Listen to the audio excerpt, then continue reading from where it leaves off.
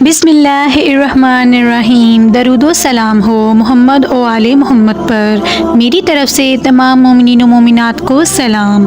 या अली अलैहिस्सलाम मदद। मोमिनीन, आज की वीडियो में हम जनाब अबू तालिब के बारे में जानेंगे कि वो कौन हैं, किन के वालिद हैं, क्या इस्लाम में उनका कोई अहम किरदार है, हज़रत मोहम्मद के वो क्या लगते थे, उनका विसाल कब हुआ, उनका ज़हूर कब हुआ। इन तमाम सवालात के जवाबात आपको आज की इस वीडियो में मिलेंगे और हम आपके साथ उनकी ज़िंदगी का एक अहम तरीन वाक़या भी शेयर करने जा रहे हैं। तो अगर आप इस वीडियो को मुकम्मल देखना चाहते हैं तो पहले हमारे चैनल को सब्सक्राइब कर लीजिए, अपने दोस्तों में शेयर कर दीजिए और हमारी वीडियो को लाइक कर दीजिए। तो बिना आपका वक्त ज़ाया किए बढ़ते हैं आज के मौजू की तरफ। सबसे पहले अगर बात की जाए तो हज़रत अबू तालिब अलैहिस्सलाम हज़रत मोहम्मद सल्लल्लाहु अलैहि वसल्लम के चचा जान हैं और हज़रत अली अलैहिस्सलाम शेर खुदाए दो जहां मुश्किल कुशा के वालिद हैं। अगर हज़रत अबू तालिब अलैहिस्सलाम की बात की जाए तो ये वो अजीम हस्ती है जिनका इसमें गिरामी अब्द मनाफ बाज़ रिवायात के मुताबिक इमरान हैं, लेकिन आपकी कुनियत अबू तालिब ही से मशहूर व मारूफ हुए। आपके वालिद गिरामी हज़रत अब्दुल मुत्तलिब अलैहिस्सलाम और वालिदा माजिदा और सैयदा फ़ातिमा बिनते उमरू अपने वक्त के नामूर और अजीमुल मर्तबत शख्सियात थी। वो अजीम हस्ती जो वालिद मुस्तफ़ा करीम सैयदना अब्दुल्ला के सगे भाई हैं। आपका शुमार कबीला कुरैश के उन जलीलुल क़द्र अफराद में होता है जिन्होंने खाना काबा के जुमला इंतज़ामों इन सराफ में अहम किरदार अदा किया। वो अजीम हस्ती जिनका अल्लाह ताला के हुक्म से नबी करीम ख़ातमुन नबीन की खिदमत के लिए इंतखाब किया गया, जिनके साथ इमामुल अंबिया ने मुल्क शाम की तरफ पहला तजारती सफ़र किया और जिन्होंने नबी करीम और मलाइका अरब सैयदा खतीजतुल कुबरा के निकाह का एहतमाम किया और खुतबा निकाह भी पढ़ा। ये वो अजीम हस्ती जिन्होंने रसूल अकरम के ऐलान नबूवत के बाद कुरैश को जमा करके ऐलान किया कि आज के बाद दुनिया की कोई ताकत मेरे भतीजे हज़रत मोहम्मद रसूल को दीन इस्लाम की तबलीग से नहीं रोक सकती। आपने शबे अबी तालिब के तमाम अरसा में एसार व मोहब्बत के तमाम तर हिफाजती तदाबीर को बरोएकार लाकर हजूर अकरम से अपनी कल्बी उल्फत व मोहब्बत का इजहार फरमाया। वो अजीम हस्ती हैं जिन्होंने हर मौका पर हजूर अकरम सरवर कायनात को अपनी बेपनाह मोहब्बतों से नवाजा और 100 इशार पर मुश्तमिल अरबी ज़ुबान में एक कसीदा लिखा जिसमें रसूल खुदा की अज़मत और शान को बयान किया गया। ये वो अजीम हस्ती हैं जिनकी ज़ात सियादत और वो वजाहत का मुज़रातम थी। वो सखावत, खुश अखलाकी, मामला फहमी और पुख्ता इरादी आपकी शख्सियत की नुमाया सिफ़ात थी। आप अपने ज़माने में अहले अरब के मजहबी मनसब यानी हाजियों को खाना खिलाने पर फाइज थे। ये वो अजीम हस्ती हैं जो मौला मुश्किल कुशा शेर खुदाए दो जहां अमीरुल मोमिनीन हज़रत अली अल मुर्तज़ा अलैहिस्सलाम के वालिद हैं। ये वो अजीम हस्ती जिनकी ज़ौजा मोहतरमा सैयदा फ़ातिमा बिनते असद से रसूल करीम को बहुत मोहब्बत थी और आप उन्हें अपनी वालिदा माजिदा जैसा मुकाम व मर्तबा और इज़्ज़त से नवाजते।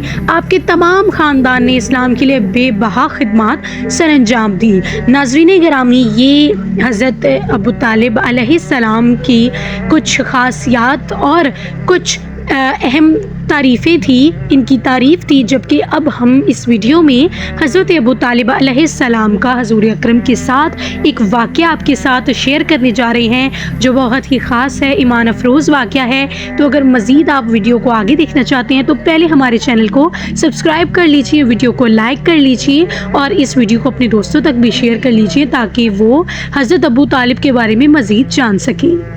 नजाशी ने मुसलमानों को मक्का वापस भेजने से इनकार कर दिया और कुफार के नुमाइंदे हबशा से नाकाम वापस लौट आए।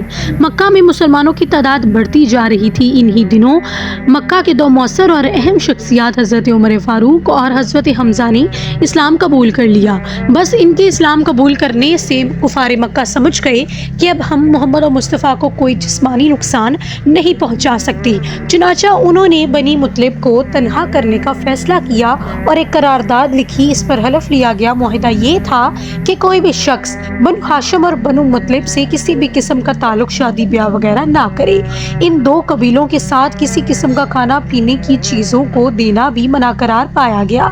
ये करारदाद उस वक्त तक जारी रहेगी जब तक ये लोग हज़रत मोहम्मद मुस्तफ़ा को नाउज़ुबिल्लाह कत्ल के लिए लोगों के हवाले नहीं कर दिए जाते हैं। इस करारदाद को अहमियत देने के लिए इसको काबा के अंदर लटका दिया गया। इसके अलावा भी दूसरे कबाइल भी इस मुआहिदे معاہدے میں شرکت کر رہے تھے۔ جب بنو قطقاع بھی جب اس قرارداد میں شریک نہ ہوا تو یہ قرار بہت ہی زیادہ مضبوط ہو چکی تھی۔ اس معاہدے کی کتابت معزگین بن عامر بن ہاشم نے کی تھی۔ نبی اکرم صلی اللہ علیہ وسلم نے ان کے لیے بد دعا کی تو اس کے ہاتھ کی انگلیاں جل گئی تھی، جس کی وجہ سے اس کا ہاتھ ہی کام کرنا چھوڑ گیا تھا۔ قریش مکہ اس بائیکاٹ سے مجبور ہو کر ابو طالب علیہ السلام نے اپنے خاندان کے ساتھ شب ابی طالب میں پناہ لی۔ قریش مکہ کے سماجی مقاطع کے بعد حضرت ابو طالب مجبور ہو کر بنو ہاشم اور بنو مطلب کی حفاظت کی خاطر پہلے محرم 7 نوی کی شب کو تمام خاندان بنو ہاشم کے ساتھ بحیرہ ابو لہب کے کوہ ابو قبس میں واقع گھاٹی شب ابی طالب میں پناہ گزیر ہو گئے۔ گھاٹی کو عربی میں شب کہتے ہیں۔ کوہ ابو قیس میں کئی گھاٹیاں تھیں جیسے شب ابو مطلب، شب بنی ہاشم، شب بنی اسد، شب بنی عامر، شب بنی کنانا وغیرہ۔ یہ شب بنی ہاشم کی موروثی ملکیت تھی۔ اس وقت بنی ہاشم کے سردار حضرت ابو طالب علیہ السلام تھے، اس لیے گھاٹی انہی کے نام سے شب ابو طالب کہلانے لگی۔ آج کل شب ابی طالب مکہ کے بازار سوق اللیل کے مقابل ایک بستی ہے جو اطراف کے 3 گھاٹیوں کے درمیان ہے۔ اسے محلہ ہاشمی بھی کہتے ہیں۔ مولد النبی والسلام والصلاۃ مولد علی علیہ السلام اور دار ختیجۃ الکبریٰ اس شب میں واقع ہے۔ اسے شب علی علیہ السلام یا شب بنی ہاشم کہا جاتا ہے۔ اس محصوری کے زمانے میں تمام محصورین مصائب و آلام کا شکار تھے۔ کھانے پینے کی چیزوں کا ذخیرہ چند مہینوں میں ختم ہو گیا۔ قریش مکہ کے بائیکاٹ کے نتیجے میں غلے اور سامان خورد و نوش کی آمد بند ہو گئی، کیونکہ مکے میں جو غلہ یا فروختی سامان آتا تھا اسے مشرکین لپک کر خرید لیتے تھے، اس لیے فرقہ و فاقہ کی نوبت آ گئی۔ ان کے پاس بمشکل ہی کوئی چیز پہنچ پاتی تھی، وہ بھی پس پردہ بھوک سے ہلکے ہوئے بچوں اور عورتوں کی آوازیں جب گھاٹی کے باہر سنائی دیتی تو قریش سن کر خوش ہوتے تھے۔ جب رسول اکرم صلی اللہ علیہ وآلہ وسلم اور اسلام کی خاطر تمام محصورین یہ تکالیف برداشت کر رہے تھے، احادیث میں جو صحابہ کی زبان سے مذکور ہے کہ ہم تلا کی پتیاں کھا کھا کر بسر کرتے تھے، یہ اسی زمانے کا واقعہ ہے۔ حضرت سعد بن ابی وقاص کا بیان ہے کہ ایک دفعہ رات کو اونٹ سوکھا ہوا چمڑا ہاتھ آ گیا، میں نے اس کو پانی سے دھویا، پھر آگ پر بونا اور پانی میں ملا کر کھایا۔ ام المومنین حضرت خدیجہ جو ناز و نم میں پلی بڑھی تھی لیکن ہر طرح کی مصیبت اور فکر و فاقہ برداشت کیا اور حضور صلی اللہ علیہ وسلم کی غمگساری کی اور مسلم خواتین کے لیے ایک بہترین مثال چھوڑ گئی۔ محصورین صرف ایام حج میں ہی شب سے باہر نکل سکتے تھے اور اس وقت بھی قریش یہ کرتے کہ کھانے پینے کی چیزوں کو زائد قیمت پر خرید لیتے تاکہ محصورین کو کچھ نہ مل سکے، جس کا منشا صرف ان کا عرصہ حیات تنگ کرنا تھا۔ بعض رحم دل انسانوں کو محصورین کی اس حالت پر ترس بھی آتا تو وہ چوری چھپے کچھ غلہ پہنچانے کی کوشش کرتے، لیکن کڑی نگرانی کے باعث انہیں بھی مشکلات کا سامنا کرنا پڑتا تھا۔ ایک روز حکیم بن حجاز جو حضرت خدیجہ کے بھتیجے تھے اور ابھی مسلمان نہیں ہوئے تھے، راتوں میں چھپ چھپاتے ہوئے اپنے غلام کے ذریعے کچھ گیہوں بھیجے اور تو راستے میں ابو جہل نے دیکھا اور چھین لینا چاہا۔ اتفاق سے ابو الجنتری بن ہشام وہاں آ گیا اور اس نے بیچ بچاؤ کیا۔ وہ اگرچہ کافر تھا لیکن اس کو بھی رحم آیا، کہا کہ ایک شخص اپنی پھپھی کو کھانے کے لیے غلہ بھیجتا ہے تو کیوں روکتا ہے؟ لیکن ابو جہل نے سرکشی دکھائی تو ابو الجنتری نے قریب میں پڑی اونٹ کی جبڑے کی ہڈی اس پر دے ماری اور خوب زرد و کوب کیا۔ یہ منظر کشی شعیب سے حضرت حمزہ دیکھ رہے تھے۔ عبد مناف کا ایک رشتہ دار ہشام بن عمرو بن حارث تھا جو بہت ہی شریف اور نیک طبیعت انسان تھا۔ محصورین کی حالت پر رحم کھا کر رات میں اونٹ پر اجناس لاد کر شب میں ہانک دیتا۔ اس طرح سے مکہ کے نیک لوگوں کو یہ معاہدہ ختم کرنے کا خیال آیا۔ آخر ہشام بن عمر کی کوشش سے زہیر بن ابی امیہ اور حضرت خدیجہ کے رشتہ دار مطعم بن عتی، زمر بن اسد، ابو جنتری، ہشم مختلف قبیلوں کے افراد نے رات کو اس قرارداد کو ختم کرنے کی ترکیب بنائی۔ پھر صبح وہ اپنے اپنے حلقے میں چلے گئے۔ سب سے پہلے زہیر نے اعلان کیا کہ جب تک انسانیت کے خلاف اس معاہدے کو ختم نہیں کیا جائے گا میں چین سے نہیں بیٹھوں گا۔ اس پر ابو جہل کے مخالفت کرنے پر 4 اور قبیلوں کے سرداروں نے اس قرارداد سے بائیکاٹ کرنے کا اعلان کر دیا۔ ابو جہل مجلس کا یہ رویہ دیکھ کر حیران رہ گیا اور ابو جہل نے سوچا کہ یہ معاملہ تو پہلے ہی طے شدہ لگتا ہے۔ ایک روز حضرت محمد نے ابو طالب سے کہا، چچا جان، مجھے اللہ تعالیٰ نے خبر دی ہے ہے کہ سرداروں نے جو عہد نامہ لکھ کر خانہ کعبہ میں لگایا تھا اس کو دیمک نے چاٹ لیا ہے، لیکن جس حصے پر اللہ تعالیٰ کا نام لکھا ہے وہ حصہ باقی ہے۔ مکہ میں چند بزرگوں کو یہ عہد نامہ پسند نہیں تھا۔ انہوں نے ایک جگہ جمع ہو کر فیصلہ کیا اس ظلمانہ فیصلے کو ختم کر کے بنو ہاشم اور بنو مطلب کو شہر میں واپس بلا لینا چاہیے۔ ابھی یہ لوگ باتیں ہی کر رہے تھے کہ حضرت محمد مصطفیٰ کے چچا حضرت ابو طالب علیہ السلام تشریف لائے اور بائیکاٹ کرنے والوں سے کہا، قریش کے لوگوں، میرے بھتیجے حضرت محمد نے اطلاع دی ہے کہ تم نے جو عہد نامہ لکھ کر خانہ کعبہ پر لگا دیا تھا اس کو دیمک نے چاٹ لیا ہے۔ اس میں لکھا ہوا صرف اللہ تعالیٰ کا نام باقی رہ گیا ہے۔ اب تم عہد نامہ منگوا کر دیکھو، اگر ایسا ہے جیسا حضرت محمد نے فرمایا ہے تو تم بائیکاٹ ختم کر دو، اور اگر ایسا نہ ہو تو میں حضرت محمد کو تمہارے حوالے کر دوں گا۔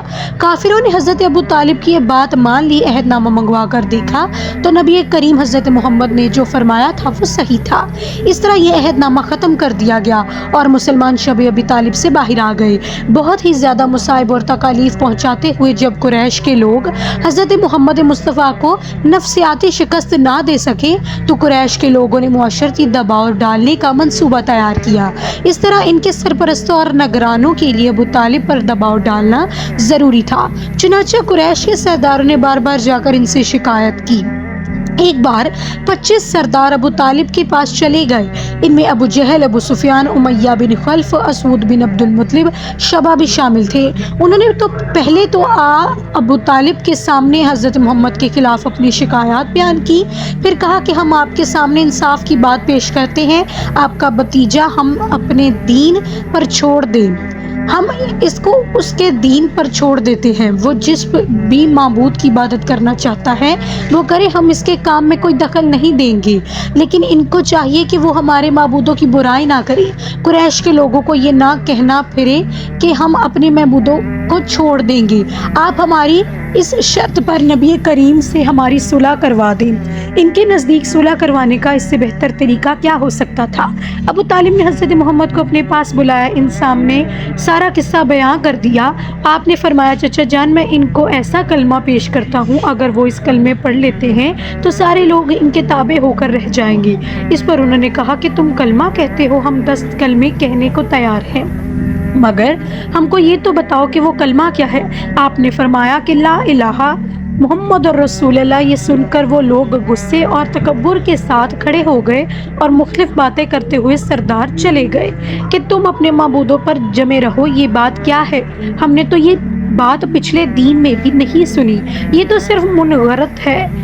مسلمانوں کو اس سے نجات تو مل گئی، لیکن قریش کے 3 سال تک مسلسل بائیکاٹ کی وجہ سے بہت سے مسلمان بیمار ہو چکے تھے۔ حضور اکرم مکہ میں تشریف لائے تھے کہ آپ کے چچا ابو طالب بیمار ہو گئے۔ آپ کی بیماری انتہائی شدت کی تھی، جس کی وجہ سے چند ہی دنوں میں آپ بستر سے اٹھنے کے قابل نہ رہے۔ آپ نے بیماری کی حالت میں اپنے 4 بیٹوں کو بلایا اور حکم دیا کہ محمد و مصطفیٰ کا ہمیشہ ساتھ دیتے رہنا اور کبھی بھی انہیں اکیلا نہ چھوڑنا۔ ان کے ساتھ ہی حضور اکرم کو بھی نصیحت کی کہ میرے پیارے بیٹے علی کو اپنے ساتھ رکھنا اور ایسے ہی پرورش کرنا جیسے میں نے آپ کی ہے۔ بس اس بیماری میں آپ نے وفات پائی۔ آپ کی وفات نے رسول اکرم کو بہت غمگین کیا، کیونکہ آپ کے یہی چچا تھے جنہوں نے ساری زندگی کافروں سے رسول اکرم کو بچایا، اور یہی تھے جو بنی ہاشم اور بنو مطلب کے سردار تھے، جس وجہ سے قریش مکہ کھلے عام رسول اکرم کو شہید نہ کر سکے۔ ناظرین گرامی، یہ تھی ہماری آج کی ویڈیو۔ امید کرتے ہیں کہ آج کی ویڈیو آپ کو ضرور پسند آئی ہوگی، تو آپ اسے لائک کریں گے، اپنے دوستوں میں شیئر کریں گی، اور اگر اسی طرح کی مزید ویڈیوز دیکھنا چاہتے ہیں تو آپ ہمارے چینل کو سبسکرائب کریں گے۔ مزید اسی طرح کی ویڈیوز ہم آپ کے لیے لے کر ضرور حاضر ہوں گے۔ آج اقصی اسلامک وائس کو دیجیے اجازت۔ درود و سلام ہو محمد و آل محمد پر۔